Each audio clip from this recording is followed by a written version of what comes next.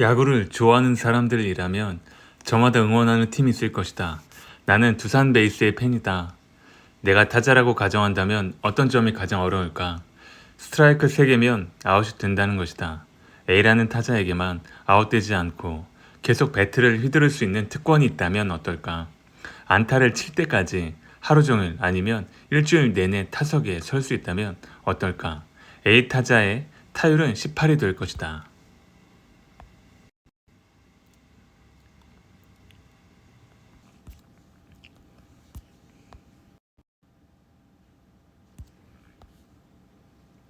우리 인생에는 정해진 아웃 카운트가 없다. 내가 시도할 수 있는 횟수의 제한이 없다는 것이다. 다만 나 자신이 타인의 시선이나 평가에 대한 두려움으로 인해 스스로 타석에 내려올 뿐이다. 그 부분만 해결하면 어떤 시도를 하든 내 자유다. 물론 계속 시도하려면 미천이 필요하다. 미천을 마련해서 계속 시도할 수만 있다면 결국에는 승자가 될 수 있다. 이익이 날 수 있는 소규모 사업을 지금 바로 시작하라고 말하는 이유도 여기에 있다. 수많은 실패를 하는 것이 실패하지 않는 방법이기 때문이다. 소득에는 세 종류가 있다. 내가 일을 해야만 흘러 들어오는 돈과 내가 가만히 앉아 있어도 자동으로 흘러 들어오는 돈이다. 바로 근로소득과 사업소득, 자본소득이다. 근로소득은 내가 멈추면 같이 멈춘다. 내가 아무리 열심히 일해도 근로소득은 한계가 정해져 있다. 하지만 근로소득으로 내 사업을 시작하면 얘기가 달라진다.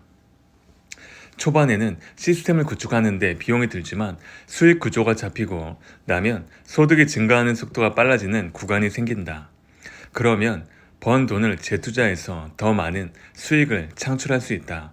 부자일수록 더 부자가 되는 이유는 총알이 많기 때문이다. 도박판에서 결국 판돈이 많은 사람이 승리하는 것과 같은 원리다. 결국은 판돈을 계속 쏟아부을 수 있는 사람이 이길 수밖에 없다. 문제는 우리처럼 평범한 사람들에게는 부자들처럼 많은 돈이 없다는 것이다. 적은 수익이라도 계속해서 나를 뒷받침해 줄 수 있는 시스템이 갖춰져야 계속 시도해 나갈 수가 있다. 단기간에는 실패하더라도 결국은 이길 수밖에 없는 구조를 만들어 나가야 하는 것이다. 주식 투자를 해서 배당을 받든 월세를 받든 한 달에 30만 원씩 돈이 들어오는 시스템을 만들었다면 한 달에 30만 원씩 투자할 수 있는 장사부터 시작하고 그것을 모아 100만 원짜리 사업을 하고 다시 모아서 1000만 원짜리 수익 구조를 만들어 나간다. 그 이상은 모르겠지만 30만 원짜리 사업이나 1000만 원짜리 사업이나 기본적인 구조는 큰 차이가 없다. 30만 원짜리 사업 구조를 성공적으로 만들면 그것을 기반으로 100만 원짜리 사업을 만들기는 더 쉽다. 실패를 두려워하지 않는 것은 단순히 마인드의 문제가 아니라 환경의 문제다. 내가 어떤 환경을 구축하느냐에 따라 실패에 대한 두려움 자체가 스며들지 않을 수 있는 것이다.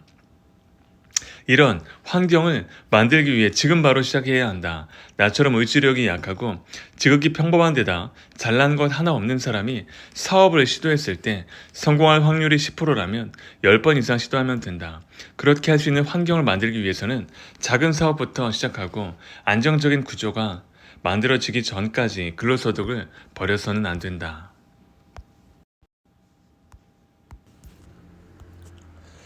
내가 사업에 실패해서 제로 베이스로 돌아간다면 어떻게 할까?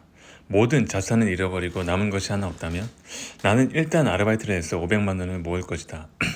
안정적인 소득 구조를 만들 능력이 없는 상태에서는 1억 원이 있든 500만 원이 있든 큰 차이가 없다.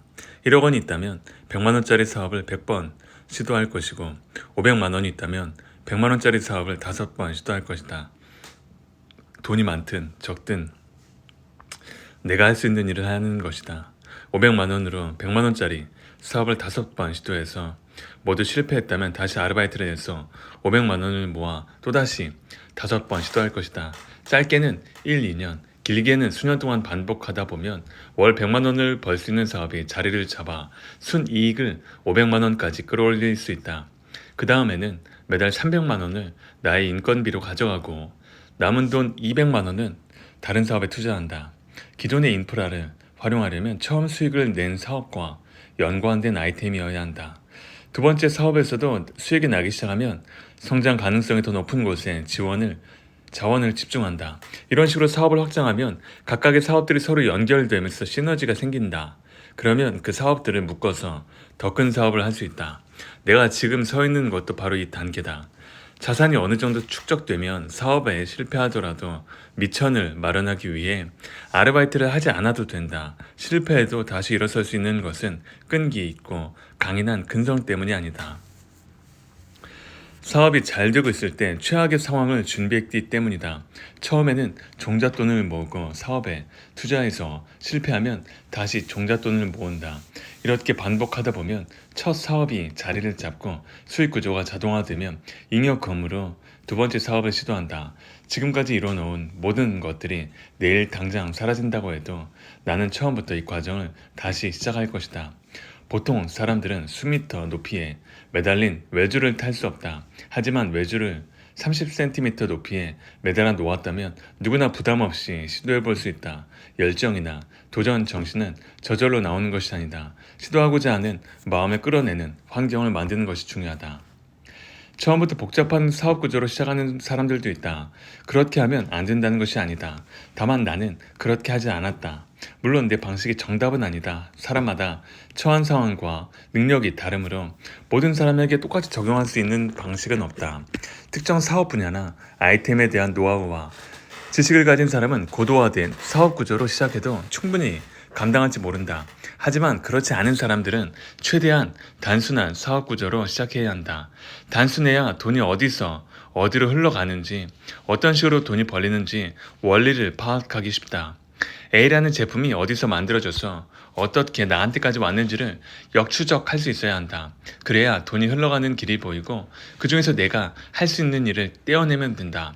제품이 흘러가는 방향과 돈이 흘러가는 방향은 서로 역방향이다. 돈의 흐름이 A부터 Z 단계로 나뉜다고 가정할 때 나 같은 초심자는 한 구간에 집중했을 때 성공 확률이 가장 높다. 몇 가지 단계와 구조를 동시에 만족하는 사업을 짜내려면 사람들의 협력과 조율이 필요하다. 나 같은 초짜가 이런 협력과 조율을 원활하게 진행하기는 쉽지 않다. 처음 오프라인 매장 1호점을 열었을 때 인건비 부담과 투자금을 모으는 노력을 덜기 위해 동업을 했다. 각 업무 영역이 필요한 사람들이 모이면 좀 더 쉬울 거라고 생각했다. 하지만 동업이 가장 어려웠다. 사람들이 많아질수록 발을 맞추느라 속도가 느려진다. 2인 삼각 달리기를 생각해보면 쉽게 알 수 있다. 내가 우사인 볼트와 다리를 묶고 달린다고 해서 속도가 빨라지는 것이 아니다. 오히려 더 느릴 수 있다. 대부분의 요소들이 시장에 이미 갖춰져 있는 사업을 고르면 적은 돈을 가지고 시작해도 부자의 길로 들어설 수 있다. 지금 자본이 전혀 없다면 우선 100만 원부터 모으면 된다.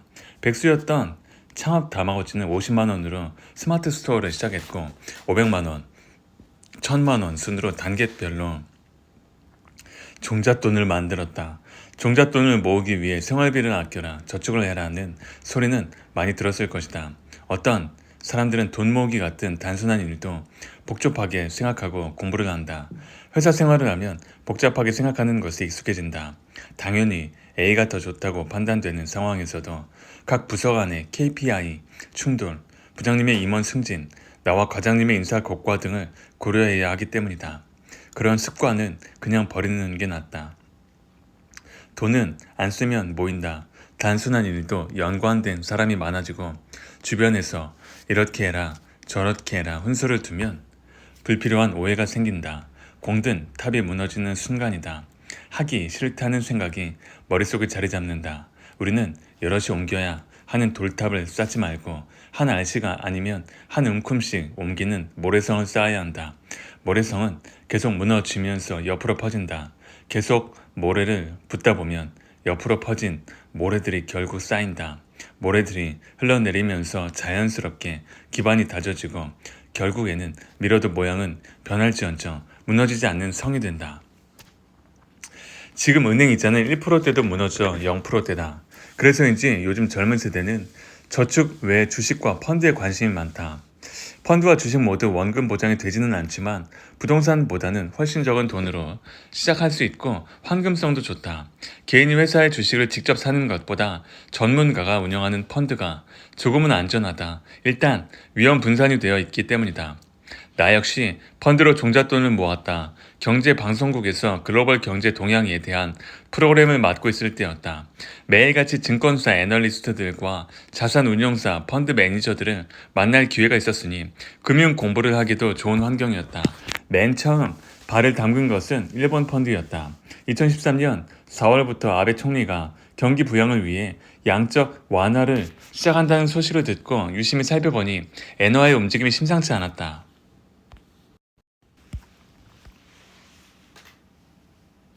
보통 외국인 자본이 유치되면 자국 통화는 강세가 된다. 수요가 늘어나면 가격이 올라가기 때문이다. 당시 외국인의 일본 국채 투자도 늘고 니케이 지수도 방향을 바꿨다. 그런데 엔화는 갈수록 약세를 보였다.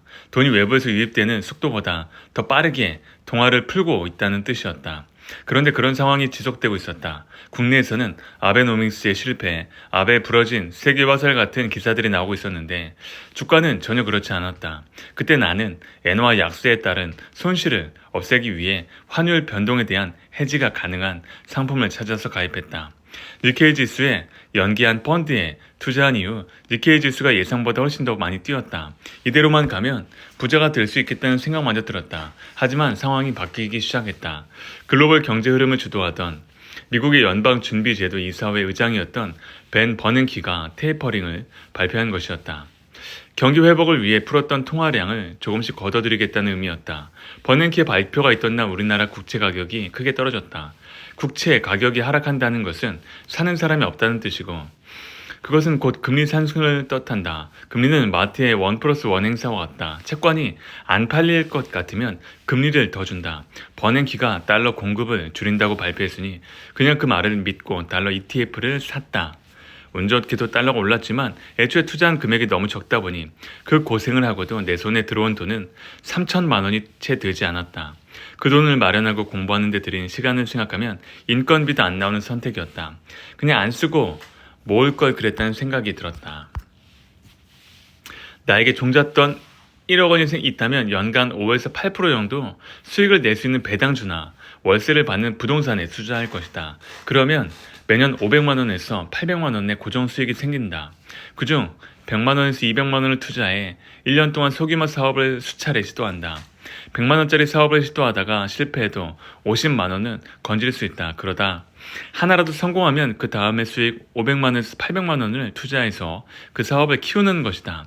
실패해도 다시 일어설 수 있어야 좌절하지 않고 계속 시도해서 경험과 노하우가 쌓인다. 그러면 사업을 할수록 점점 성공 확률이 높아진다. 더구나 수차례 도전하는 동안에도 1억 원의 종잣돈은 쉬지 않고 굴러가 매년 미천을 채워준다. 1억 원을 가지고 1억 원짜리 사업에 투자해서 실패하면 몇 천만 원도 건질 수 없다. 지출은 규모에 비례하기 때문이다. 1억 원짜리 사업과 100만 원짜리 사업은 진입 장벽과 경쟁 수준이 다르다. 내가 할 수 있는 최대한의 총알을 써야 한다. 사업은 결코 만만한 것이 아니다.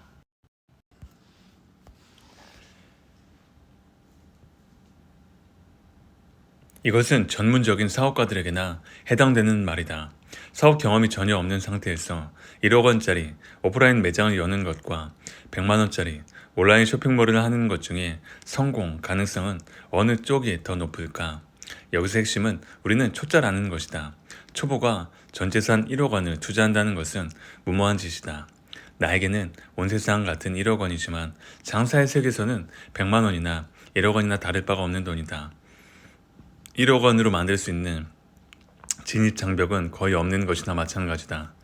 특히 처음 장사를 시작한 사람이 조달한 1억 원은 그냥 녹아 없어진다고 생각해도 된다.